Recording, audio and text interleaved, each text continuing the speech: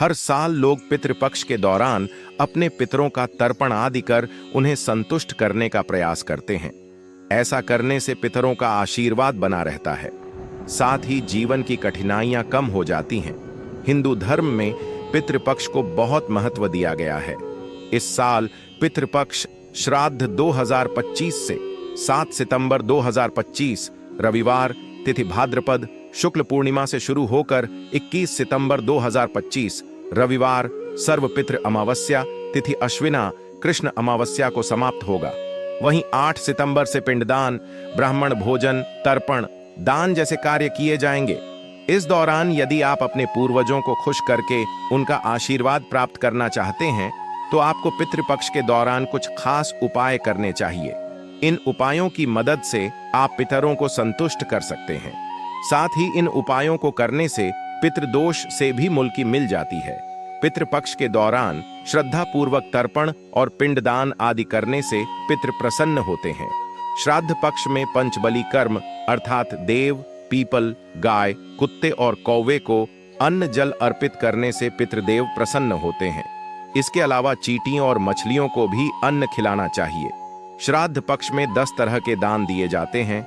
इसमें जूते, चप्पल, वस्त्र, छाता, काला तिल, घी, गुड़, धान्य, नमक, चांदी, स्वर्ण, गौ भूमि।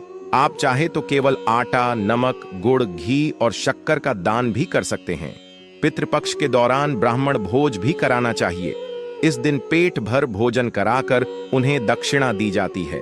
प्रतिदिन अपने द्वारा पर पितरों के नाम का एक दीपक जरूर जलाना चाहिए।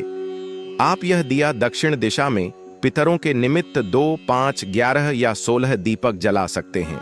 यह दिया गैलरी में भी जलाए जा सकते हैं। इसके अलावा प्रतिदिन पीपल के पेड़ के पास भी दीपक जला सकते हैं। इस दौरान पितृसूक्त या गीता का पाठ करें। श्राद्ध पक्ष में 16 दिन तक गीता का पाठ करना शुभ माना जाता है। आप चाहे तो संपूर्ण गीता का पाठ करके भी पितरों का आशीर्वाद प्राप्त कर सकते हैं। पितरों को मुक्ति प्रदान का मार्ग दिखाने के लिए गीता के 2 और 7वें अध्याय का पाठ करें। गुड़ घी को मिलाकर सुगंधित धूप दिखाएं और जब तक यह जले तब तक एयुएम पितृदेवताभ्यो नम का जप करते रहें और इसी मंत्र से आहुति भी दें। पितृपक्ष के दौरान भगवान विष्णु सहित इन दिव्य पितरों की भी पूजा करनी चाहिए, जैसे यमराज, सोम, काव्यवाड़नल, अर्यमा, अग्निश्व, बहिर्पद, चित्रगुप्त जी, सोमसद, अग्रिश्वात्त, सोमेप, रश्मिप, बहिर्पद, आज्ञप, उपदूत, श्राद्धभुक, आयंतुन व नांदीमुख, आदित्य, वसु, रुद्र तथा दोनों अश्विनी कुमार आदि। सर्वपितृ अमावस्या के दिन और्ध्वदैहिक संस्कार, पिंडदान, तर्पण, सपिंडीकरण, अशौचादि निर्णय, श्राद्ध, एकादशाह, कर्म विपाक आदि कर्मों के द्वारा पापों के विधान का प्रायश्चित के बारे में बताया गया है। इसके साथ ही एक उपाय यह है कि परिवार के सभी सदस्यों से बराबर मात्रा में सिक्के लेकर करके उन्हें मंदिर में दान करें। हिंदू धर्म में पितरों को अलग सम्मान दिया जाता है। हमारे ऐसे पूर्वज जो अब हमारे बीच नहीं हैं, उन्हें पितरों के नाम से जाना जाता है और पितृपक्ष का समय वह समय होता है जब वो हमारे बीच किसी न किसी रूप में उपस्थित होते हैं। इस दौरान यदि हम पितरों की शांति के लिए विशेष उपाय आजमाते हैं तो उन्हें शांति मिलने के साथ उनका आशीर्वाद भी मिलता है, जिससे घर में सदैव खुशहाली बनी रहती है। पितृपक्ष 16 दिनों तक चलते हैं और इस दौरान पितरों को प्रसन्न करने के लिए आप ज्योतिष के साथ कुछ वास्तु के उपाय भी आजमा सकती हैं। पितृपक्ष में अपने घर में खुशहाली बनाए रखने के लिए आप घर की साफ सफाई करें और ध्यान रखें कि घर का कोई भी कोना गंदा नहीं होना चाहिए। मुख्य रूप से आपको घर की दक्षिण दिशा को साफ रखने की सलाह दी जाती है, क्योंकि इस स्थान को पितरों का स्थान माना जाता है। अपने घर से किसी भी खराब या टूटी फूटी वस्तु को हटा देना चाहिए, जिससे घर में कोई पितृ दोष न हो। घर से ऐसी किसी भी वस्तु को हटा दें जो अव्यवस्था पैदा कर सकती है। पितृपक्ष के दौरान अपने घर की सफाई करने से समृद्धि बनी रहती है। यदि आप वास्तु के अनुसार पितृपक्ष के दौरान अपने घर में कुछ विशेष पौधे लगाते हैं तो ये आपके घर की समृद्धि का कारण बनता है। विशेष रूप से आपको वो पौधे लगाने की सलाह दी जाती है जो घर के लिए शुभ होते हैं। जैसे आप घर में मनी प्लांट, शमी या फिर तुलसी का पौधा लगाना घर के लिए शुभ माना जाता है।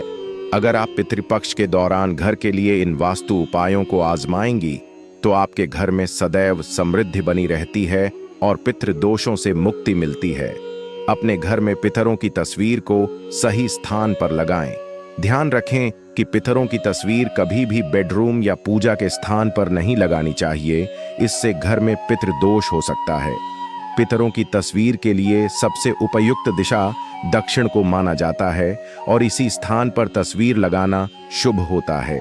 पितृपक्ष में पितरों का श्राद्ध करते समय आपको घर में एक समर्पित स्थान या वेदी स्थापित करनी चाहिए और उसमें पितरों की तस्वीर रखनी चाहिए।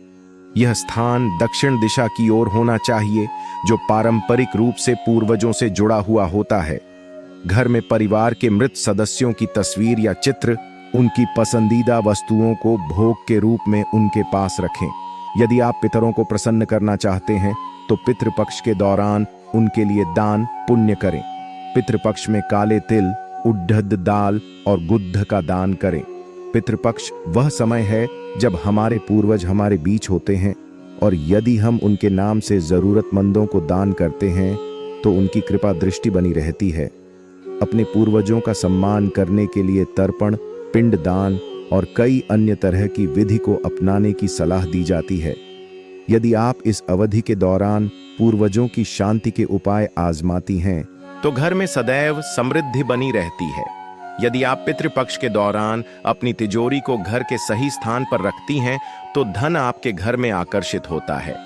वास्तु की माने तो पितृपक्ष के दौरान अपनी धन की तिजोरी को घर की दक्षिण या दक्षिण पश्चिम दिशा में रखना शुभ माना जाता है, क्योंकि इस दिशा में पितरों का वास होता है जो आपको समृद्धि का आशीष प्रदान करते हैं। आपके घर में ऊर्जा के प्रवाह को सुचारू बनाए रखने के लिए आपको घर के लिविंग रूम, दरवाजों के सामने और खिड़कियों के सामने कोई भी अवरोध रखने से बचना चाहिए।